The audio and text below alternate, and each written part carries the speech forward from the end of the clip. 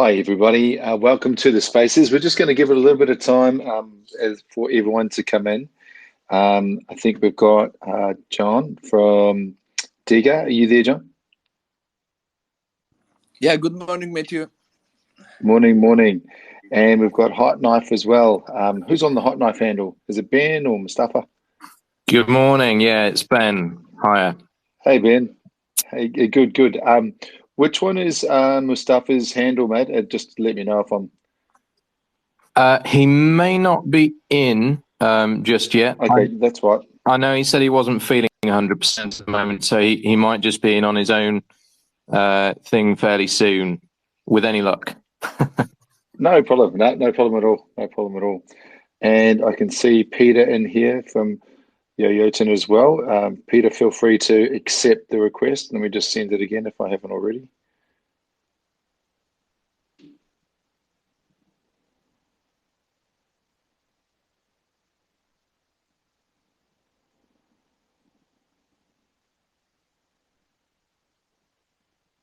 Okay, Peter, I'll keep on inviting you up just to make sure that you can get up here. And then there you go. Just check your mic there, Peter, just make sure we can hear you. Yep, double checking my mic. Excellent, excellent, excellent. Okay, guys. So we'll just give it another little bit just for everyone to come in, and then we'll kick off. It looks like everyone's mics are working, which is great.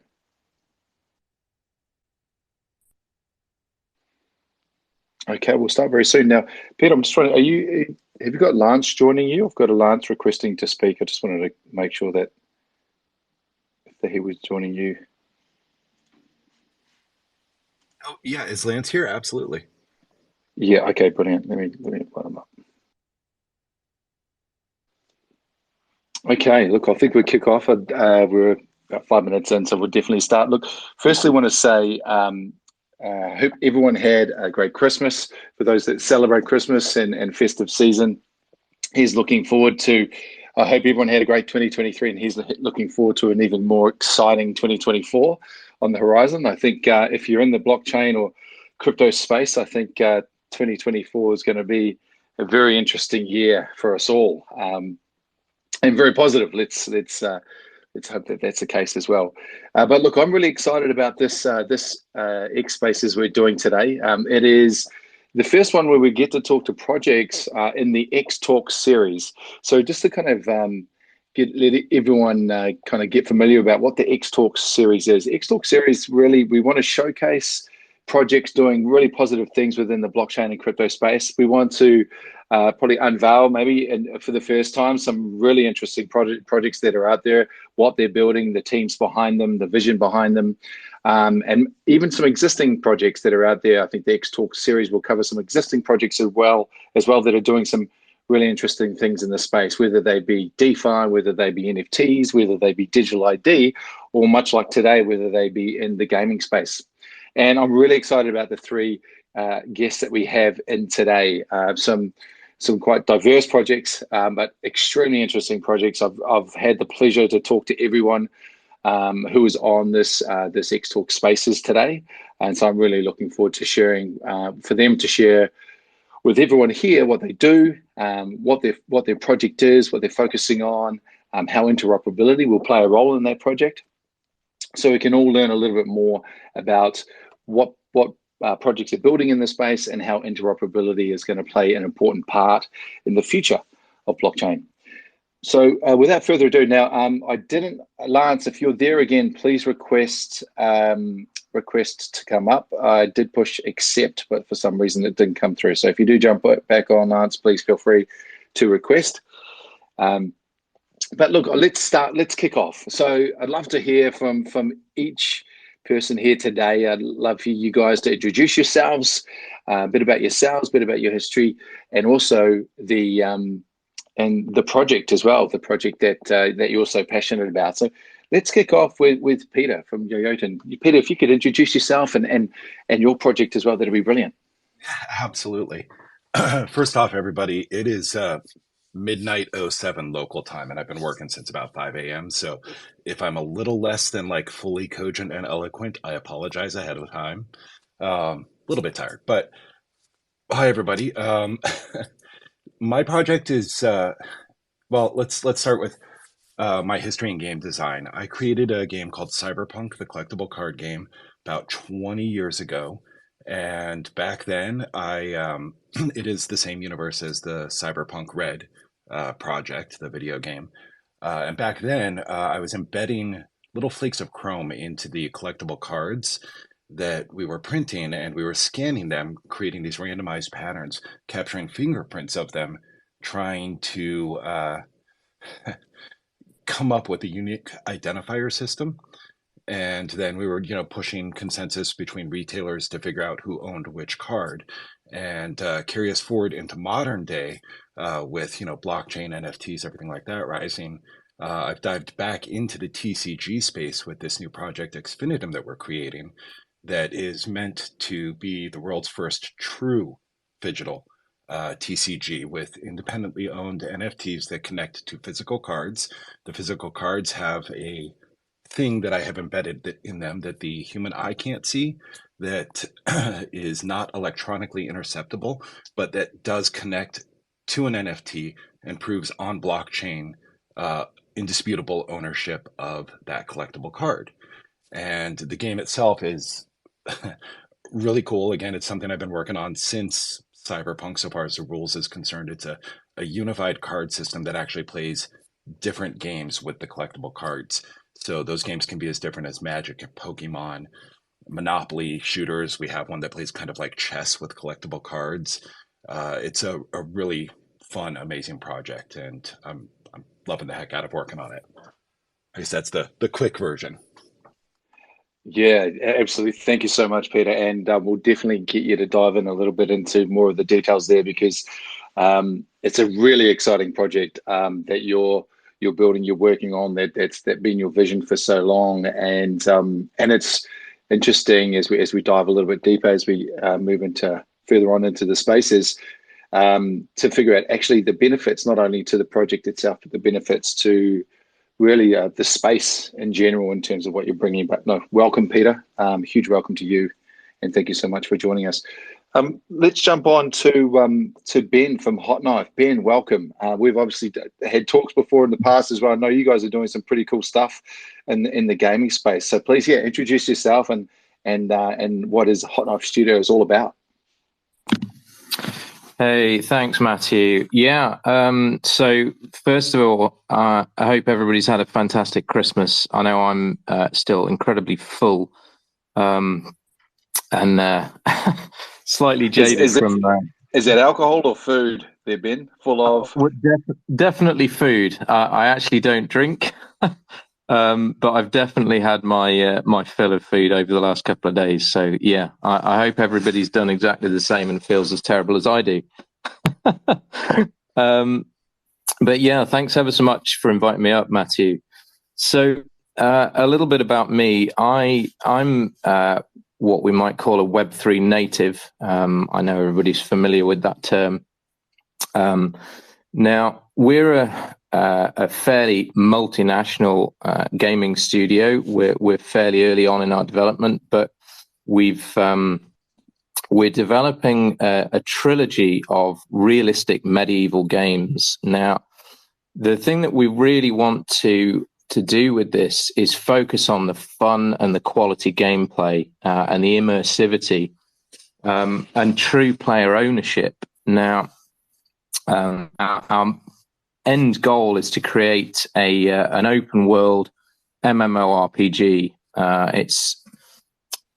It's a lofty vision, so we're all working incredibly hard towards it.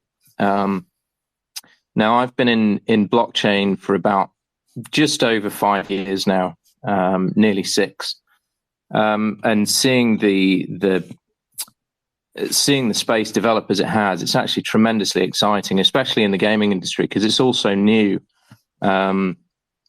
So we're extremely excited about what we're building.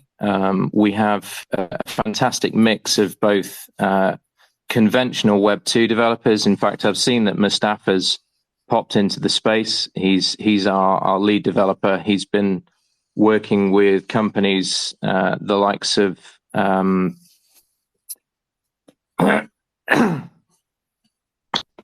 Just give me 2 seconds. Ben, can you let me know? Yeah, let me know which one Mustafa is, and I can invite him up too. What's his handle? Sure. So DHullQ is Mustafa. Okay, thanks, mate. Let me jump in here. Oh, yep, got him. Okay, Mustafa. I just sent Mustafa an invite. So Mustafa, when you can, jump up, and I'd love to hear a bit about yourself and the project as well. But yeah, continue on, Ben, and I'm sure Mustafa will join us. Sure.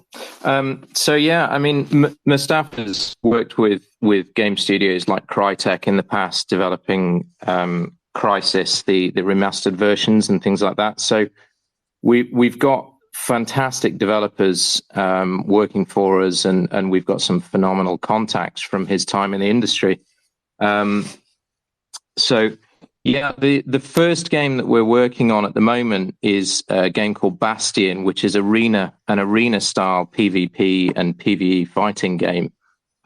So we're pretty excited about that, and getting the playable demo out to all you guys and everybody in between. So yeah, that's kind of our project and our team in a nutshell.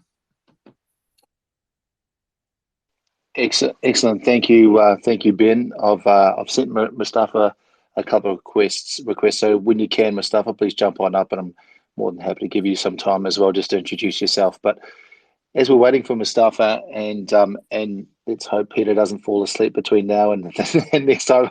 We appreciate the time zone difference, Peter. So thank you very much. Our third guest as well is John from DigaLabs. Now, John, obviously you're familiar with our spaces before, but please, for those for the people that don't know yourself, your journey, and also DigaLabs, please, please fill us in and fill everyone in on who you are and what you guys are doing. Yeah, thanks so much, Matthew. Good morning, guys. Just wake up. The last night was a little crazy. Some dude made a live stream on his YouTube channel, and our token is pumped like 3x's. And I really fully energetic. This I love this space. I love this Web3 market. And I'm John. I'm CEO of DigaLabs, and we are building 3 different projects, almost 3 years. And one of them is DigArt, which is gaming infrastructure, and one of them is Elderun, is gaming studio. And on the DigArt side, we are developing gaming infrastructure like.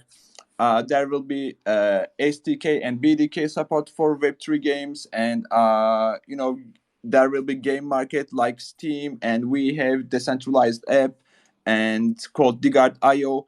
And on this decentralized app, we are developing a launchpad, a token launchpad, NFT launchpads, NFT shop, NFT and token staking, NFT upgrade system.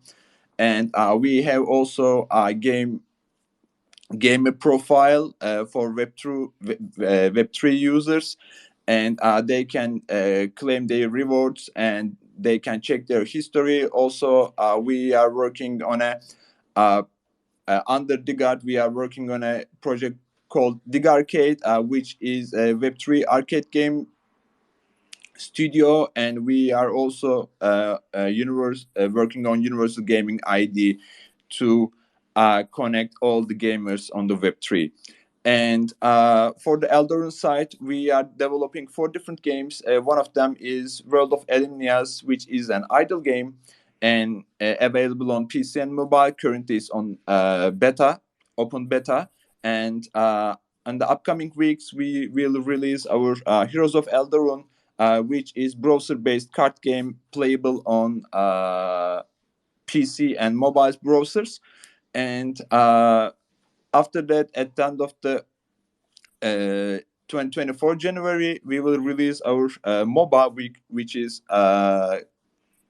League of Legends Dota-like game, available on PC and mobile. And also, we are working on a game called Elderun Journey, and it's also a browser game, and but it's more like a staking game, text-based story, and actually, while we are developing 4 different games, all the assets that we are using on these games are interoperable for each other, and with the support of Layer 1x, we will reach different chains, and so we will be interoperable square, I can say.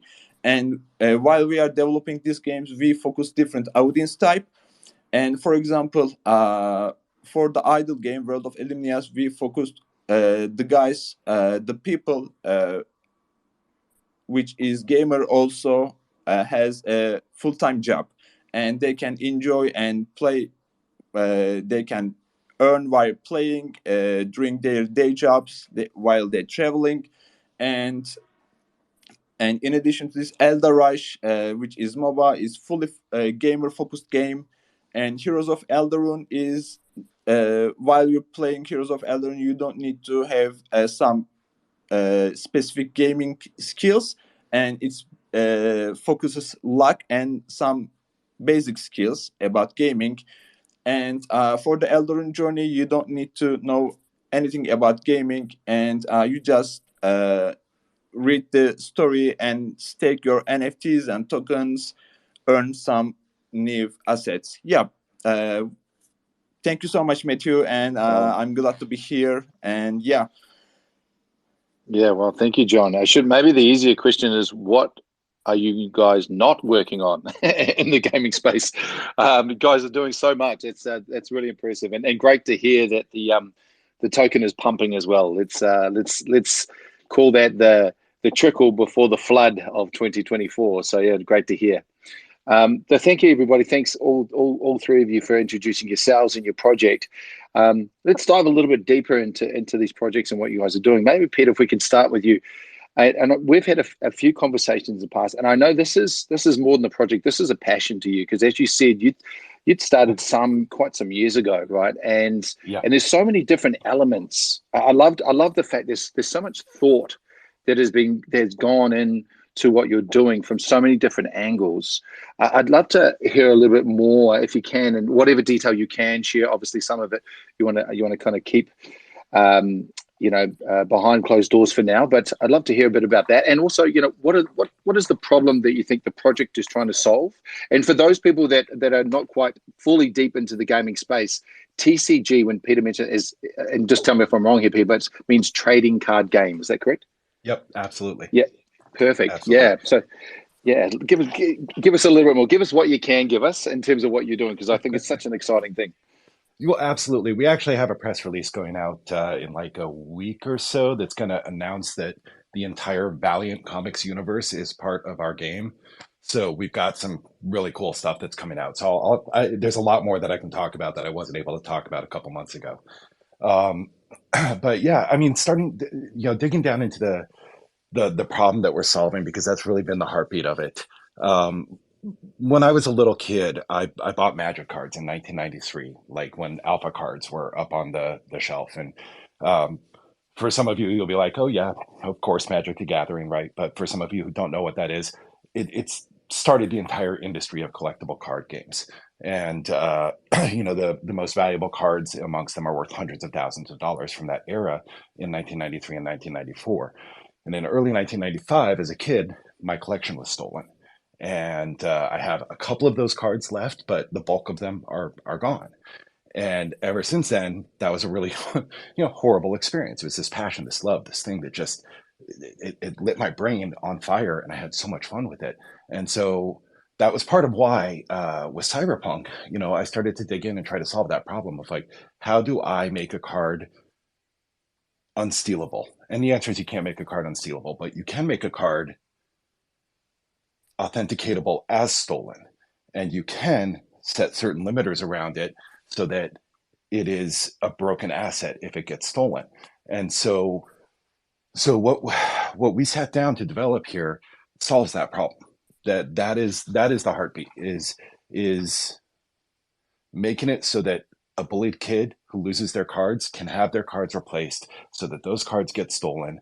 And that's the physical side, but we're also approaching this as a digital project, because decentralized ownership, Web3, being able to dive into that space and have an economy behind it also creates the ability for the players to have a shepherded secondary market.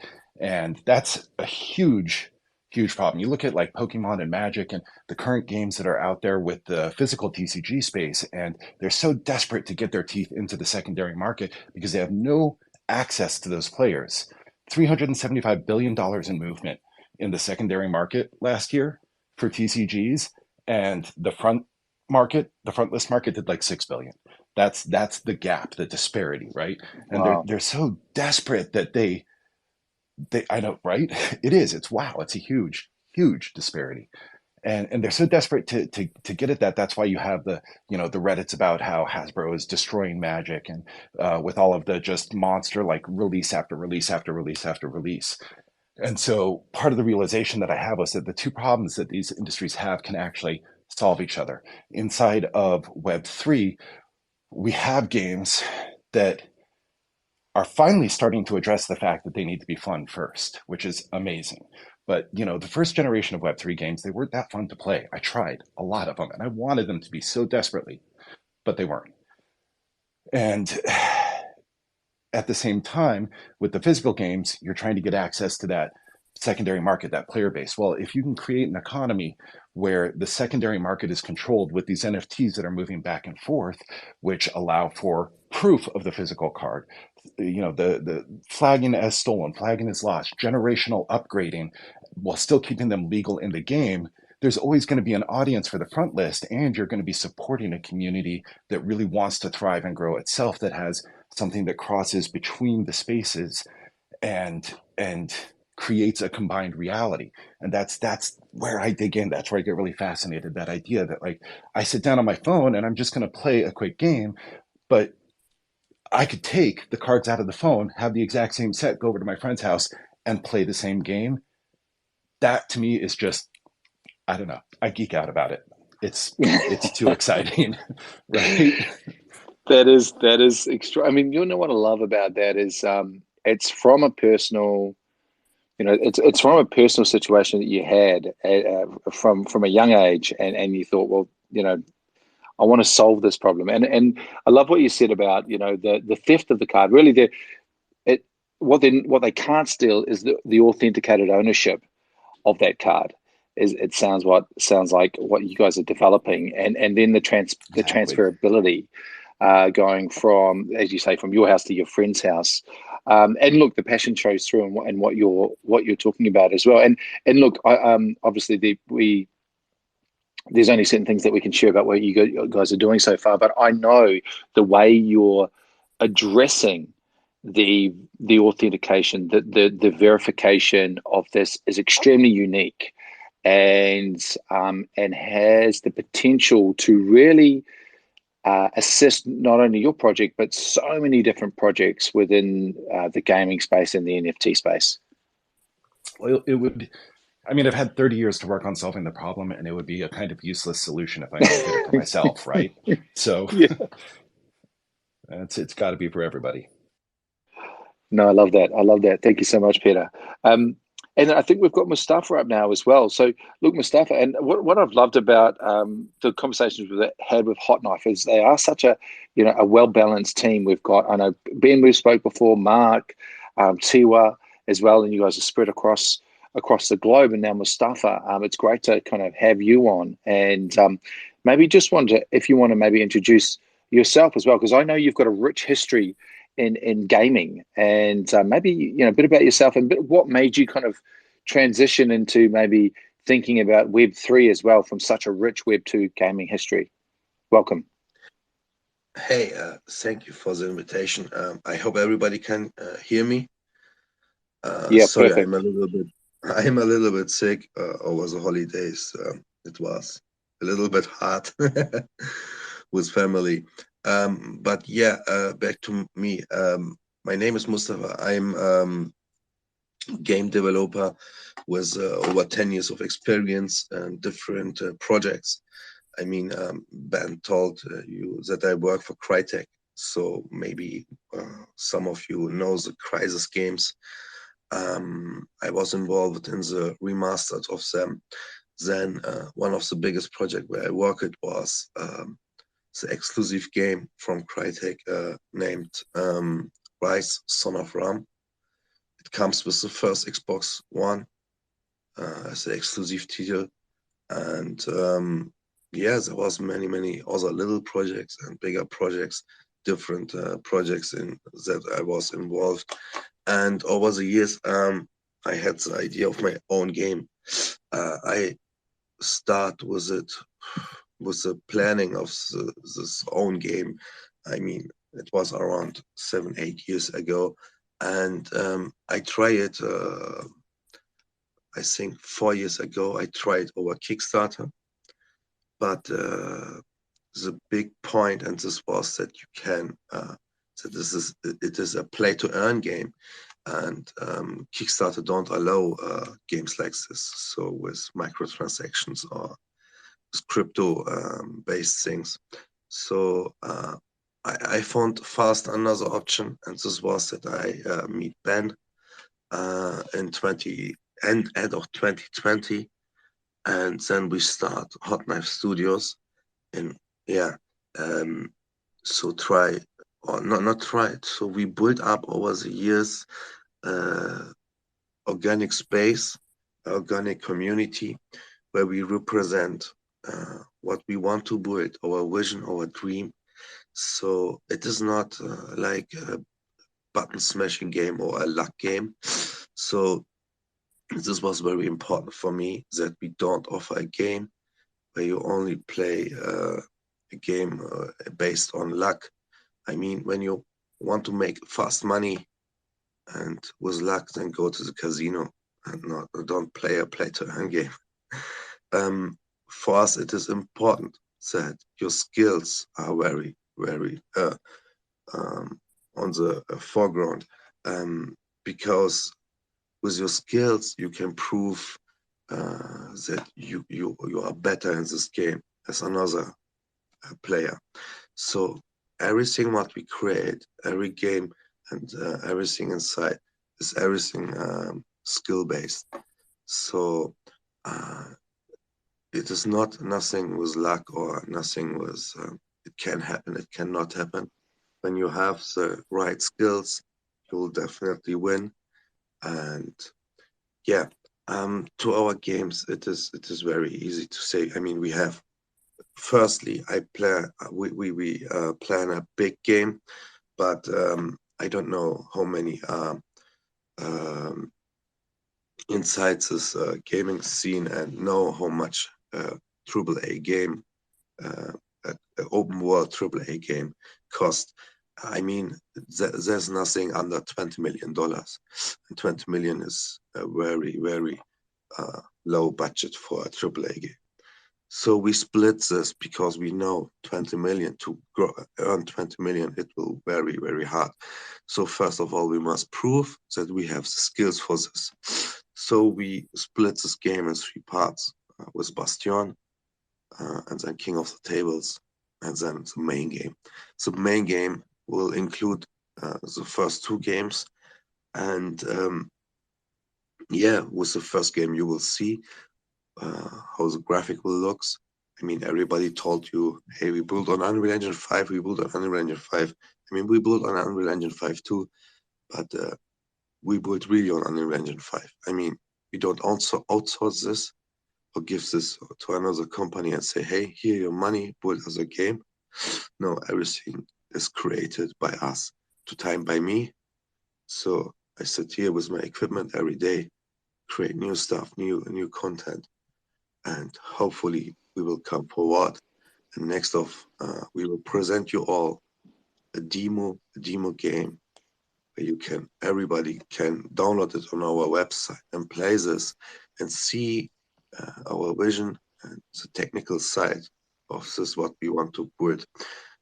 We have solutions for many problems. I mean, the biggest question is every time, hey, when you create a AAA game, how can everybody play this game without having a high-end PC?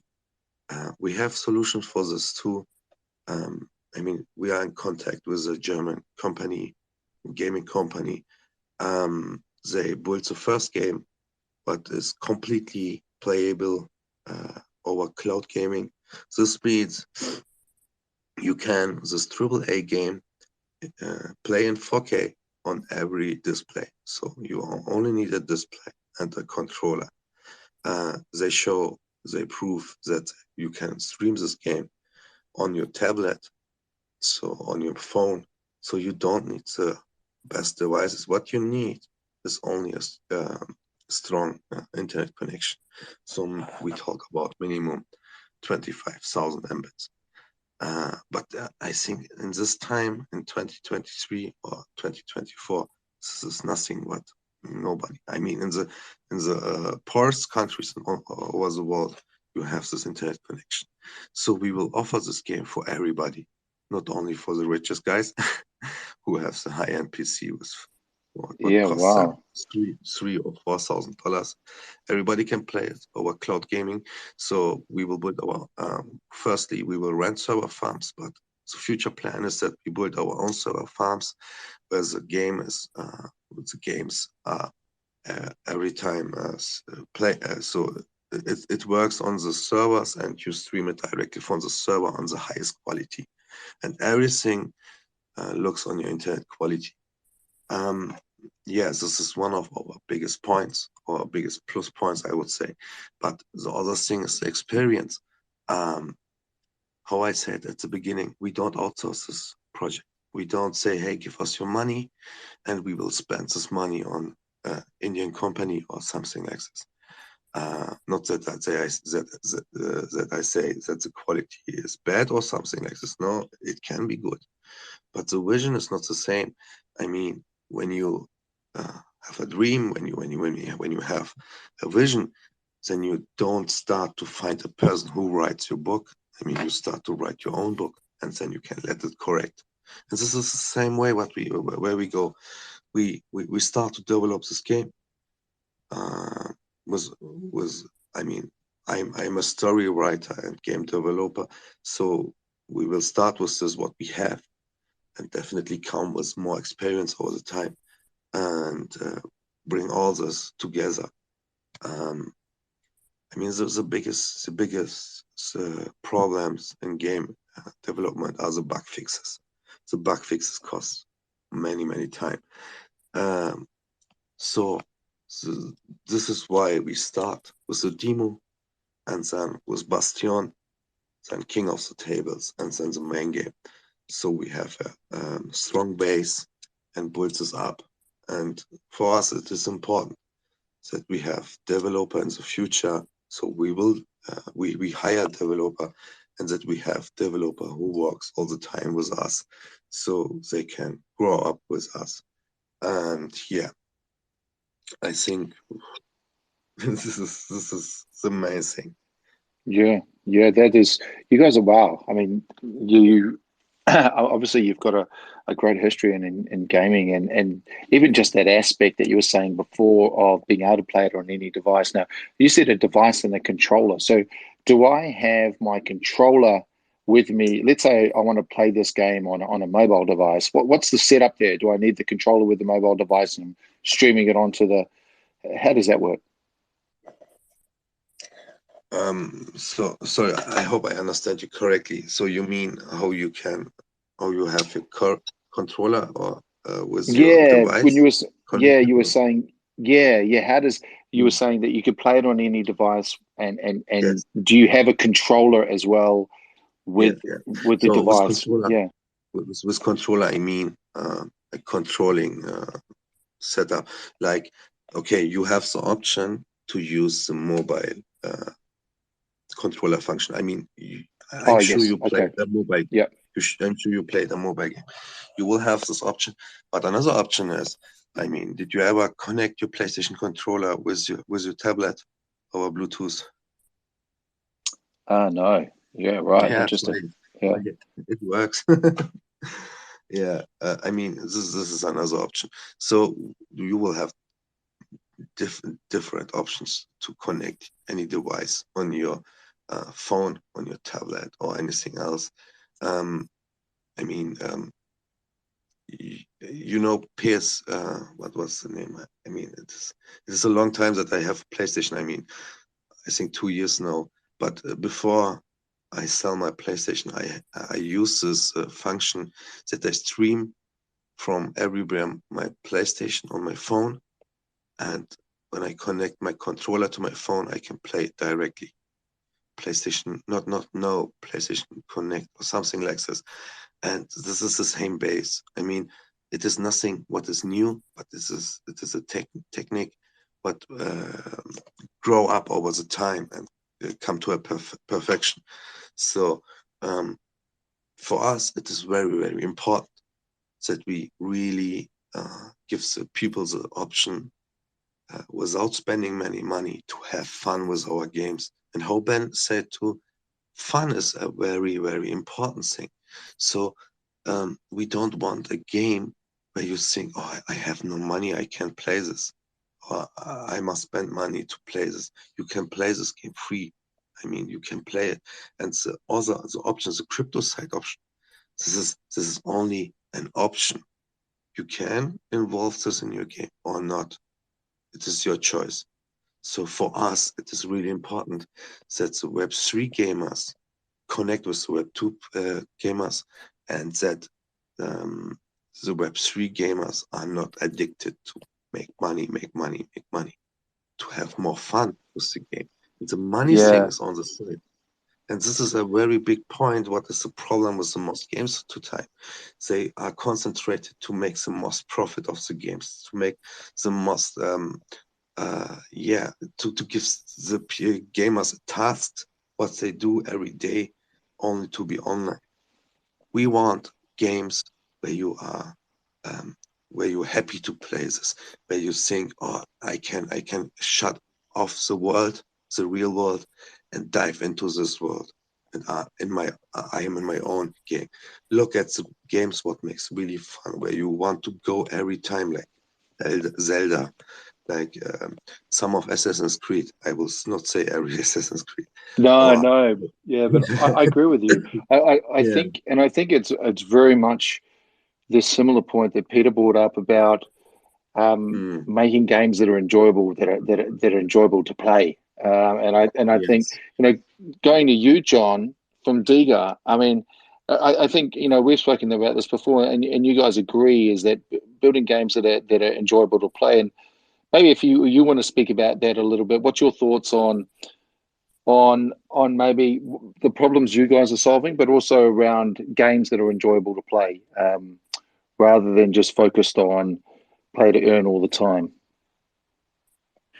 Yeah, thank you so much, Matthew, and that was a really cool answer, and thank you for the explanation, all the details, and Tulku, I think, on the Diga side, DigaLabs side, we are working different aspects of Web3, and we would like to make much easier to transaction from Web 2 to Web 3, both players and gamers. And for games, and we created a one-line code technology. And if you have a Web 2 game, you can jump to Web 3 with this one-line code. And so you're on the blockchain, but not for the on-chain. It's like hyper, I can say. And on the other hand, for the fun side, I'm a gamer. My whole team, our whole team is gamer, and we love games, and we are playing games together. And we would like to test and provide more fun-focused games to our community. And by doing this, we are focusing for different game type, and we would like to utilize all different game modes and games to become fun. And our most pain point, the pain point that we solve is probably interoperability on Web3 and with our games. And let's get into one a little bit asset, about that then. Yeah, well, how are you guys using interoperability, and what role will it play in with DigaLabs? yeah. And in here, there are two types of interoperability, and one part is interoperability between games. So I have an NFT and a token, and I can use this NFT and my tokens in 4 different games, and this will increase the scarcity of the token and NFTs, and we will have a chance to reach different type of players, and we will have a chance to reach more stable game economy. And the other part of the interoperability, we are a multi-chain project. We have been on Avalanche, we have been on Polygon, we have been on Ethereum, and we made NFT sales over there. And our goal is always to be a multi-chain project. We are currently on BNB chain, but with the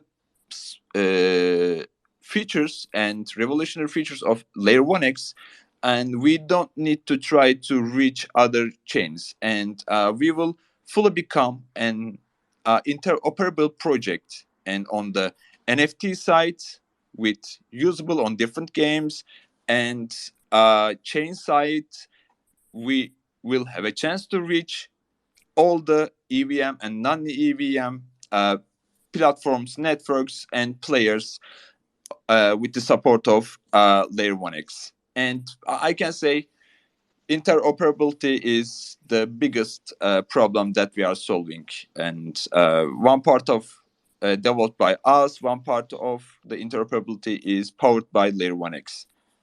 That's great, John. No, I appreciate that. So interesting. So talking about the ability now to span across multiple chains and not be restricted to one.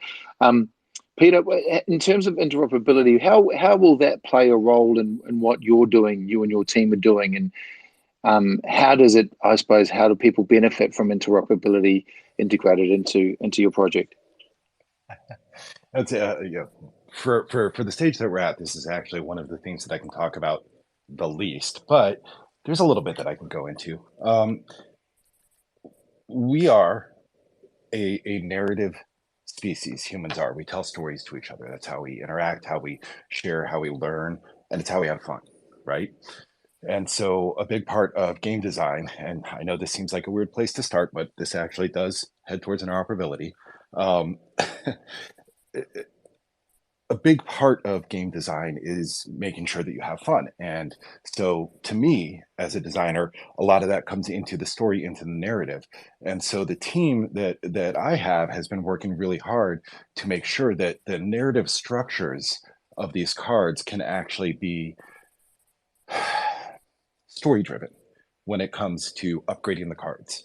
And as we move deeper and deeper into story-driven content and allowing the players to be able to craft that instead of just us as the publisher saying, well, this is this character's story and how it happens, we are teaching our player base over the next numerous years how to design cards with the eventual goal of allowing them to create player-driven expansions, which then moves into utilizing the universal card system, because it can play cards not just from our game, but from other games, to have a almost Unity or Steam-like engine.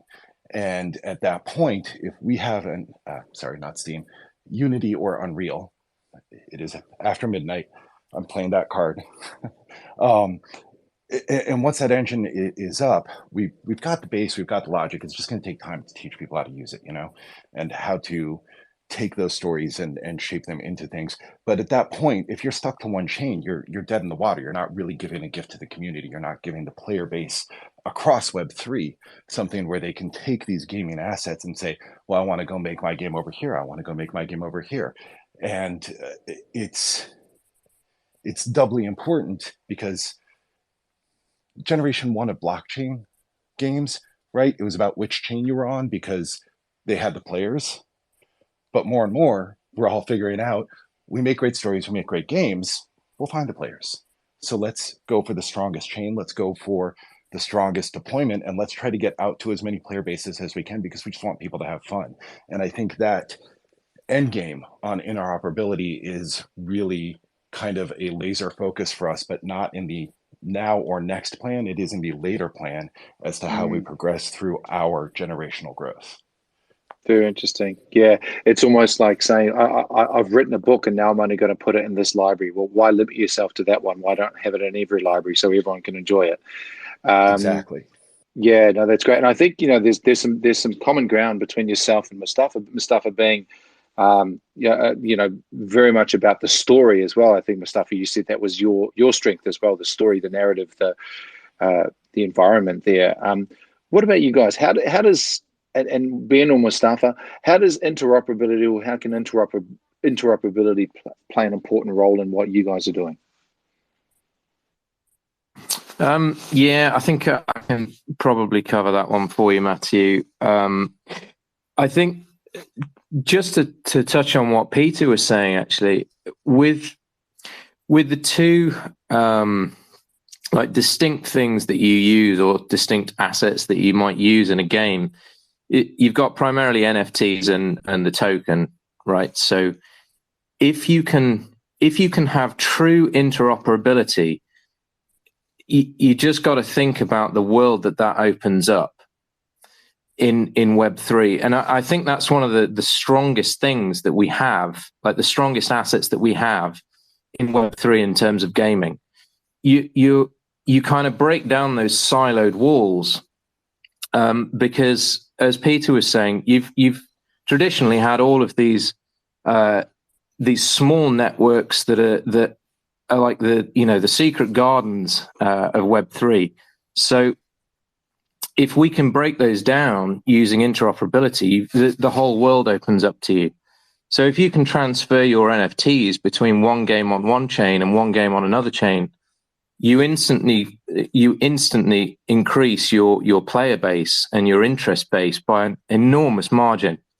And I think to go to what you guys are doing at Layer 1X, that's where it needs to be to truly make gaming, or Web3 gaming, a global powerhouse. And I think that's how we kind of truly harness like the disruptive power of Web3 in gaming, is if you can break down all those walls.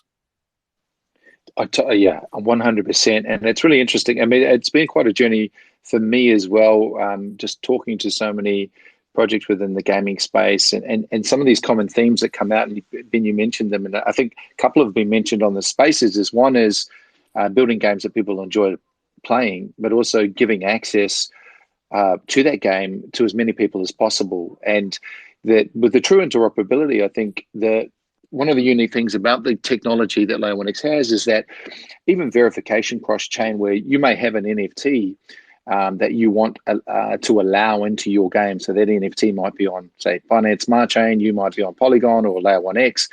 And even just you can verify cross-chain the ownership of the NFT, and then through that verification, then you don't even need to move the NFT cross-chain to enter the game with it. It can just be verified cross-chain, and then, okay, yes, you have access to that particular, whatever that is, weapon, tool, whatever that is within the game. So there's so many different things that can be done, but I think the overarching theme here is gone are the days where you have to stick to one chain and pick one chain and be limited to the users on that chain. And it probably comes back to some of the challenges that are facing gaming projects when choosing a chain.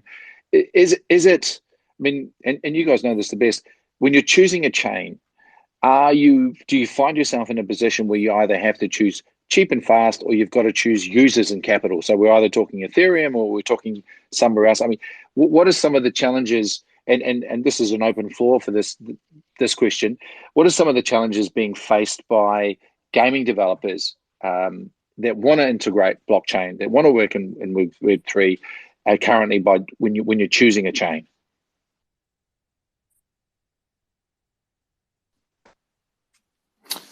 Yeah, I mean, there's a multitude of issues really that you have to, from my perspective anyway, that you have to kind of weigh up. And it is literally a balancing act, because on one hand, you've got the kind of scalability, high volume of TPS that all real-time gaming is going to need. You need that throughput.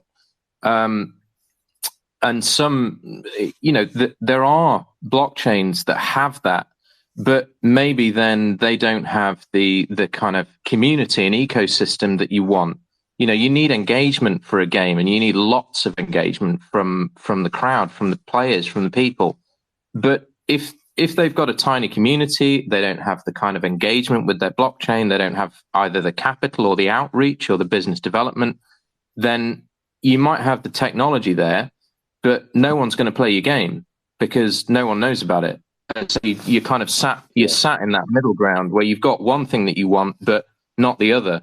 So there's always this interplay between what chain to choose, and do they have the right equipment to kind of service your platform, to service your game and really get you out there, but also provide you and your gamers with the technology that you need for that game to do really, really well. And I think that's the main thing. And then another thing is security. I mean, that's an enormous issue with blockchain, as you'll know, Matthew, and everybody else here will know. You know, so if you don't have this true interoperability, you have these instant kind of security issues from being cross-chain or trying to be cross-chain, not to mention the technological difficulties with security of bridges and things like that, where you don't want to have to be transferring assets or transferring currency because of the security issues or potential security issues from fraud on the bridges. So there's from my perspective, especially games who want to really kind of stretch out and be seen and used, you've got a multitude of issues that you always have to be thinking about.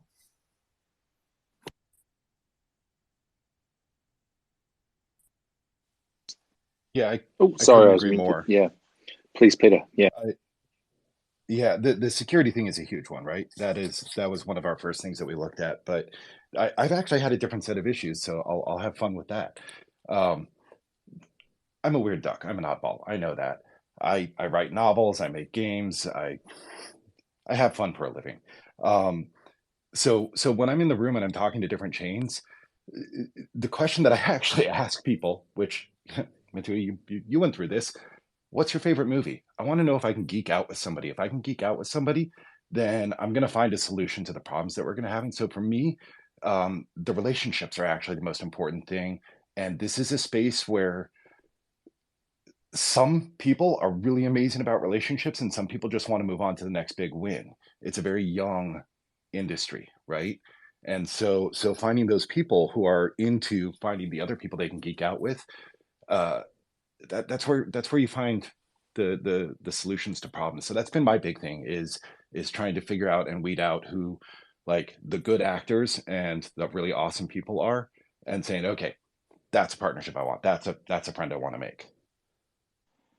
Yeah, that's really interesting. And I mean, there's so many different things when you're starting up in any business, of course, but you know, with Web3 gaming, if you're in Web3 of a blockchain, there's so many different things that require your focus, right? When you're analyzing change, when you're analyzing security, you're looking at relationships, and that's probably just a handful of things that really that are on the list of focuses and to-dos and all these things that you have to really kind of start to get underway when you're developing a game. So it really is, and I only say that because you know, Layer 1X, you know, coming from a startup itself, I just want everyone to listening to understand that we're only covering, you know, a few different aspects of the challenges of developing games and building things here, but there's so many different things to focus on. So I think, you know, relationships are important because you want to be able to work through issues, and there's, you know, no journey is perfect. And I think, you know, all of us that have been in the startup space, that it's never a straight line. But what helps is relationships that you build along the way that can help, you know, where you can work through those issues, where you can find common ground, where you can have win-wins and you're on the same page. I think you raise a really good point there, Peter, and talking about that. Do any of and a question once again for all three projects, do any of you have any interesting or exciting upcoming partnerships or recent integrations that you want to talk about, or let the audience know of?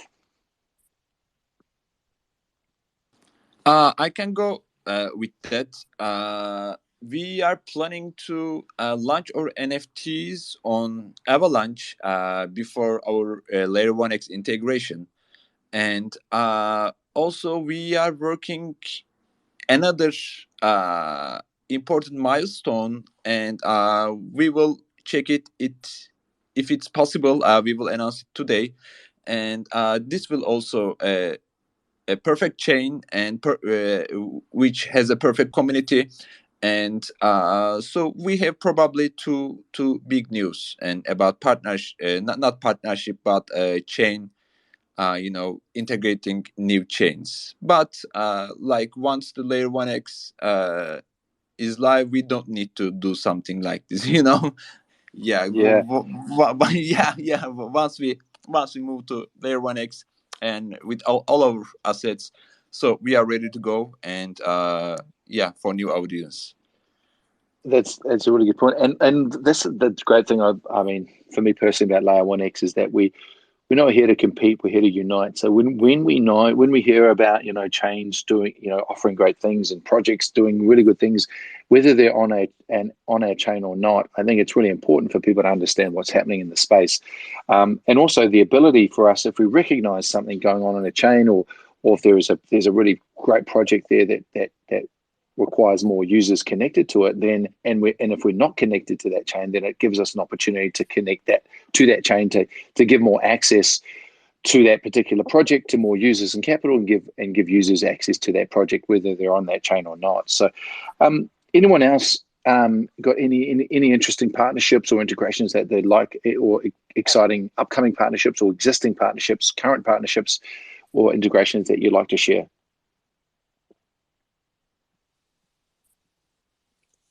I'll jump in on that. Yeah, please. Well, as I mentioned before, our press release is going out sometime in the first week of January.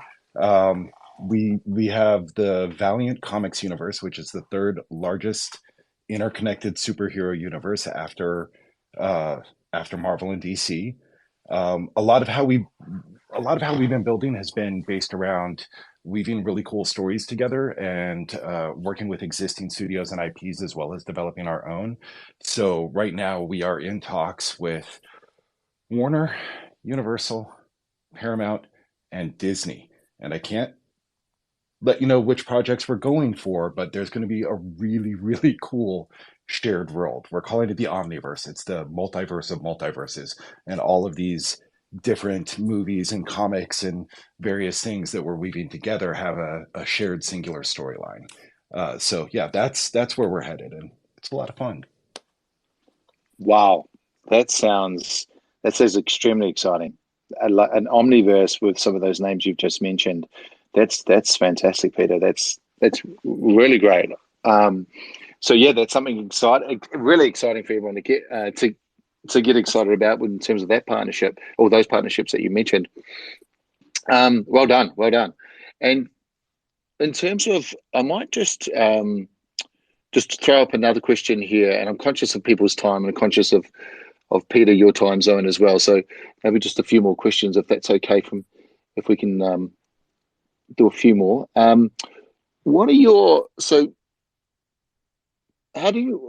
me ask you this then. What are your thoughts on the current state of Web3 gaming, and where do you see it heading in the next few years? I mean, where are we at now in terms of Web3 gaming, and what will be different about the next few years as we kind of progress, as Web3 gaming progresses? That's a question for anybody, whoever wants to take that one up.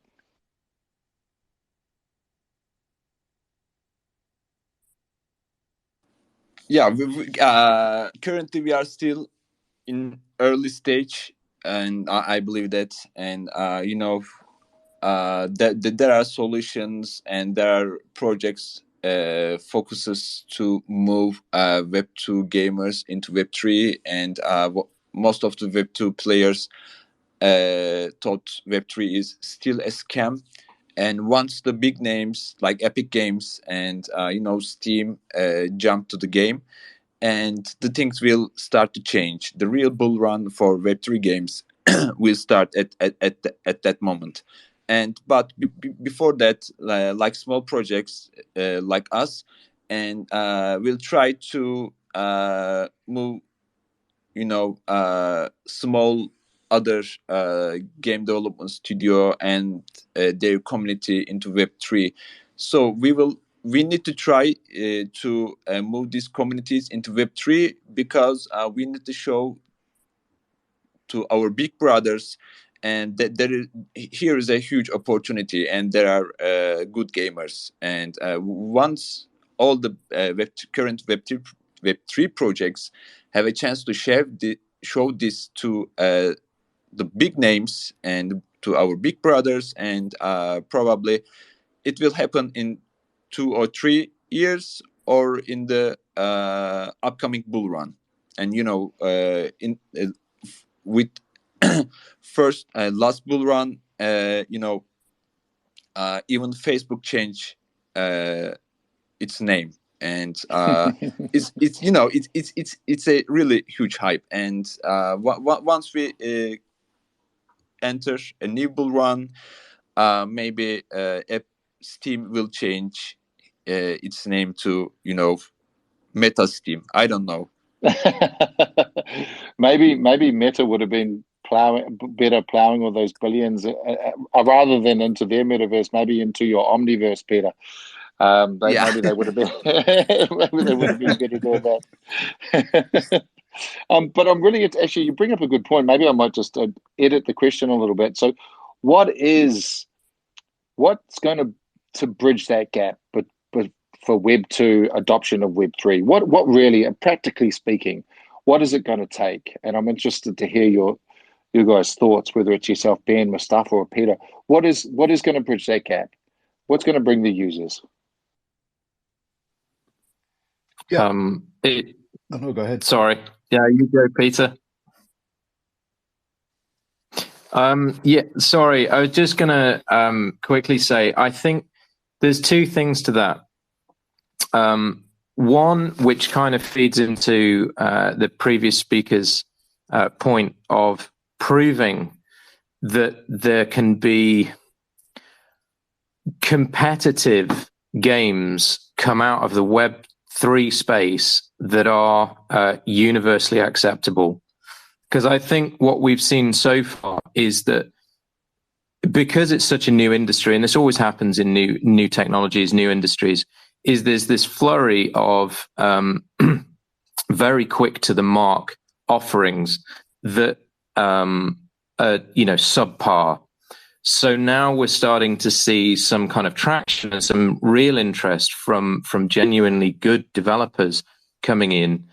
And once we start getting games that are competitive with conventional Web 2 games, that Web 2 players can truly find fun and see on a level with the games that they're used to playing in, on the world stage, then you'll get natural adoption from that. Because I think at the moment, a lot of blockchain games that have come before haven't been fun. They've not stood up against any of the sort of conventional Web 2 games. So people aren't actually going to play them. They're not going to find them fun. They're not going to choose those over a Web 2 game that they can pick up outside of the Web 3 space. But then there's also this idea that there is a technological barrier that blockchain can present sometimes. And I think that's in a large part to how blockchain has been used in gaming so far. And that's one of that sort of feeds into one of the problems that we see as kind of trying to fix, really, is this idea that there's a very, very, it's not been a seamless integration of blockchain into games. So it's been quite clunky, and there's been like UX issues that we all know about. But until that's solved as well, and there isn't that kind of technological barrier to Web 2 players' entry, into Web3 games where they don't need to think about the blockchain. It's not difficult for them. There's no real learning curve. Some players might enjoy that, fair enough, which is why we've got Web3 gamers in the first place. But for the majority of people, they just want to go in, they want to play a game, maybe use their credit card or their debit card to buy a couple of assets and what have you, and then they leave. And that's it. They've had their fun. They can enjoy the game, and there's no barriers to payment or to playing.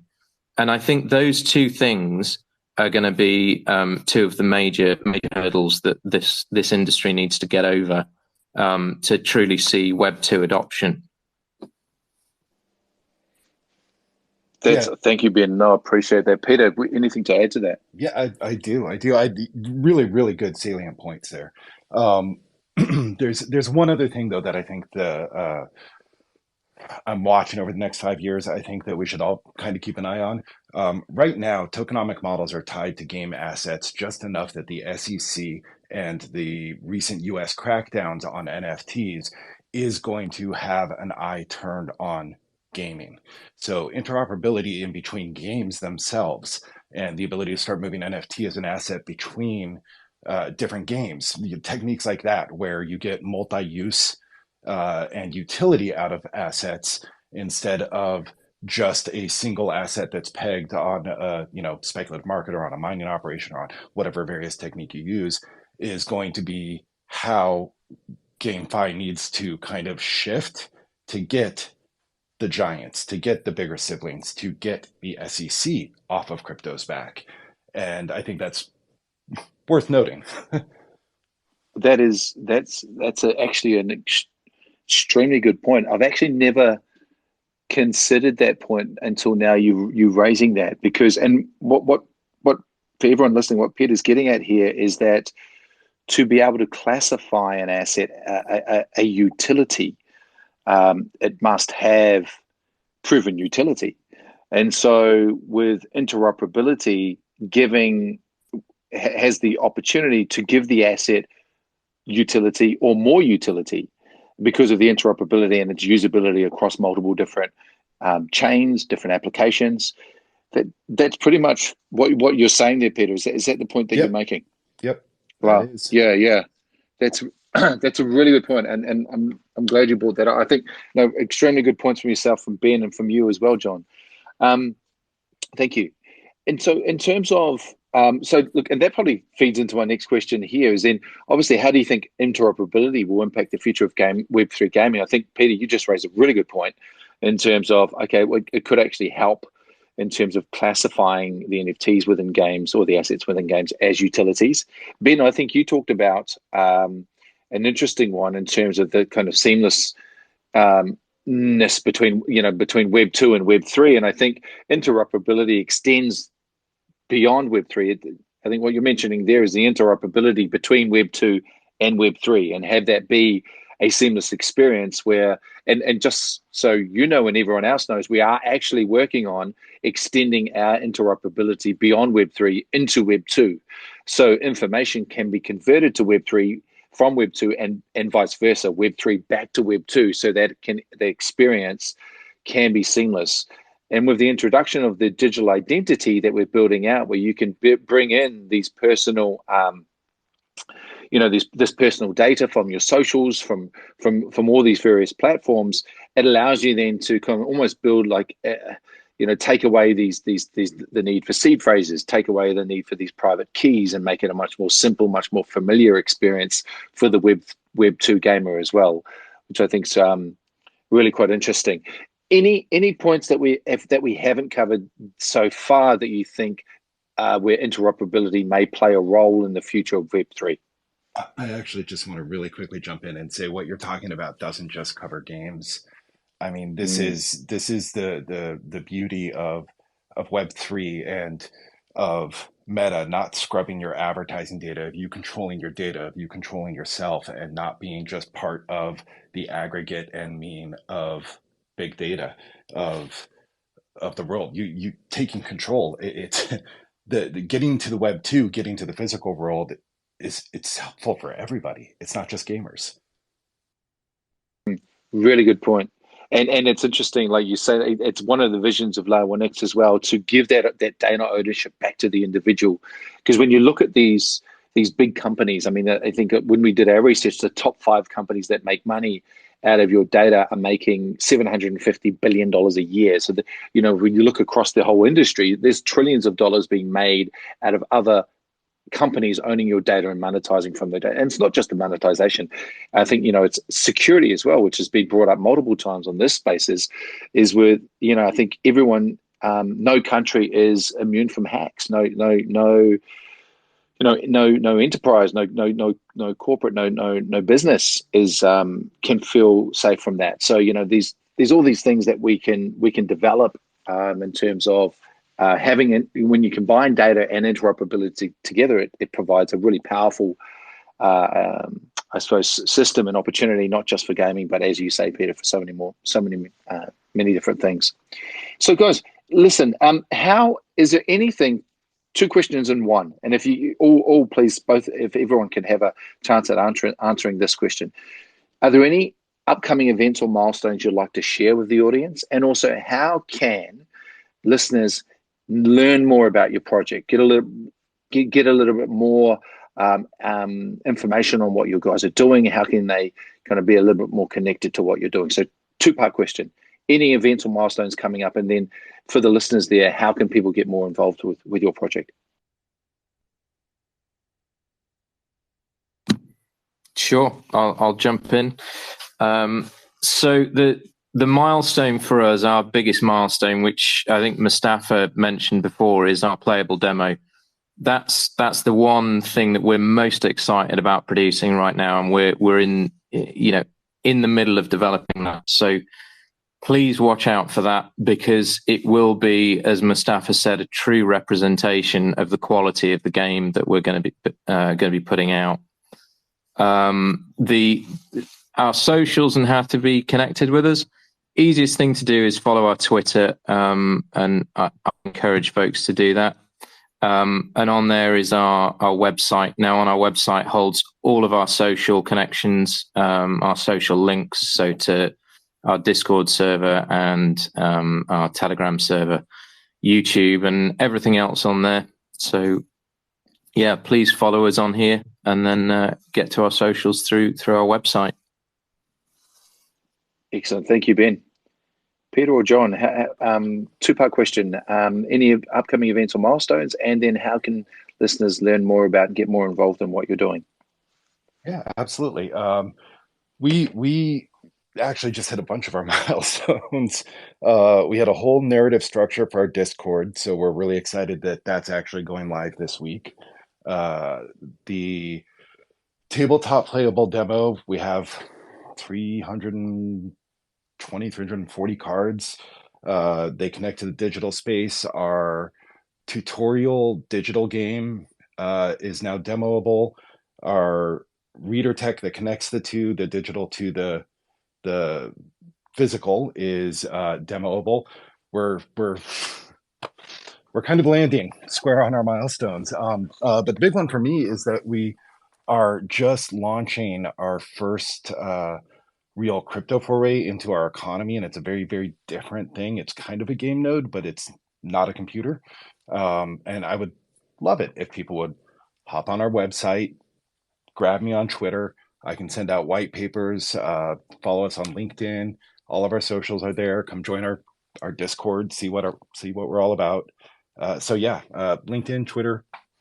Here, obviously, I'm on as me instead of as the company, but I can direct you over if you tag me on Twitter. Excellent. Thank you, Peter. Pretty exciting. All these milestones. That's great. And then, John, from yourself, upcoming events, milestones, and how can people, listeners, learn more about what you're doing? Yeah, we will start a new tournament on Eldorun site, World of Elimnia site, next week. And in the mid of January, we will release our trading card game, and it's a thing. And also we will release Eldorun Journey, our staking game, and in also January and at the end of the January we are planning to launch our MOBA. And so with every game we have different tournaments, and we will make different tournaments, I can say that. And also as a DigArt team, we would like to try your games, guys, and we would like to create content. And Peter, Hot Knife, and if you guys, I followed both of you, and if you guys send us some guidelines and how to join, how to participate, how to play, and create a content about your project, guys. That's great. That's what I love about this space. So much willingness to work together and help each other succeed. So look, lastly, this last words from everybody, and let's direct this to maybe the budding Web3 developers or gaming developers out there. What advice, what key piece of advice would you give to people that are looking to to build in the Web3 gaming space, or develop in the Web3 gaming space? What advice would you give to them? Other than, of course, build on Layer 1x, but what's the second bit of advice? Yeah, I can jump it. I can say never stop. The beer run is really hard for us, and for example, like 14 months earlier, we sold our cars, and we realized our investment and invest all of our assets into our projects. And currently, yesterday we made like 4x, and don't stop and keep building, keep grinding. This market is really surpriseful,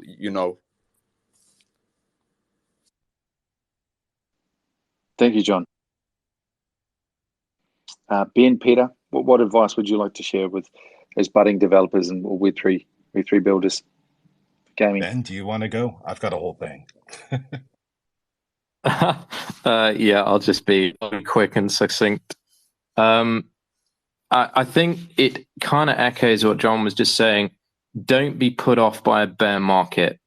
If the market isn't singing, just keep on building. I mean, that sounds quite kitsch, but genuinely, like we've struggled with kind of development and funding, but it hasn't stopped us. And building in a bear market, you have to see that as a plus point, because you don't want to be building when the bull market's in full force, because then you'll be watching everybody else making tons of gains, and you'll still be building whatever you're building. So don't be frightened of a bear market, because it's actually a gift in one way. Yeah, so I think that's my biggest piece of advice. No, that's great perspective. Thank you, Ben. Appreciate it. Peter. Yeah, that is really good advice. So as my friend Paul over at Dandelion likes to say, friends don't let friends start startups, but they're going to anyway. So remember who your friends are. Remember that they shouldn't have let you start a startup, but they're there by your side anyway, because it's going to be tough, it's going to be hard, and it's going to kick your ass. But the other thing is that I also write novels, and I've done a whole lot of Comic-Cons. I've done a whole lot of writing seminars. I've heard 1,000 success stories, and everyone is unique and amazing and beautiful for how somebody succeeded getting their first book out there, getting their first comic out there, getting their IP out there, getting their passion out there. I've actually only ever heard one success story. I gave up and stopped trying. So don't stop trying.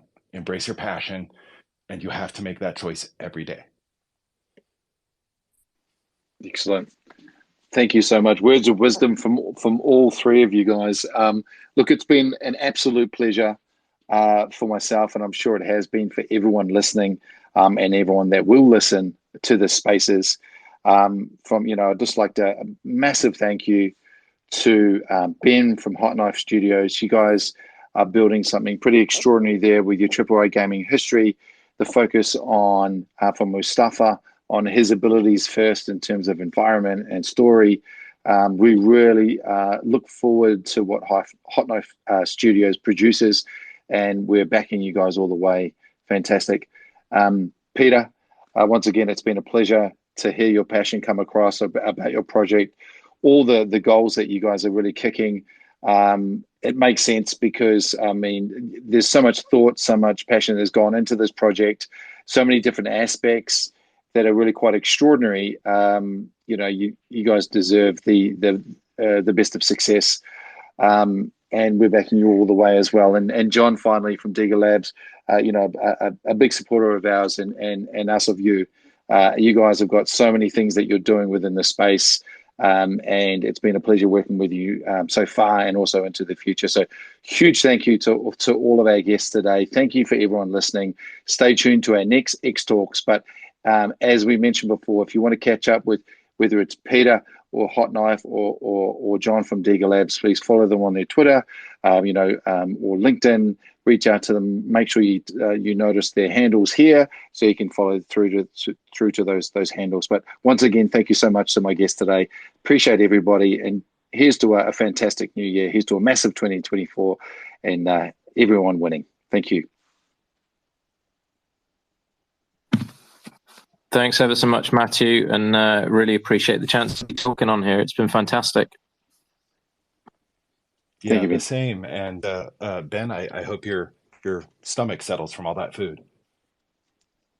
Thank you, Peter. Yeah, I'm sure it will. I'll give it some time. Yeah, and thank you for Peter for staying awake through the whole lot. And unless it was AI, Peter, but I'm pretty sure we had the authentic thing. Right. Appreciate you, gentlemen. Thank you very much, and we'll talk to you again soon. Thanks, everybody.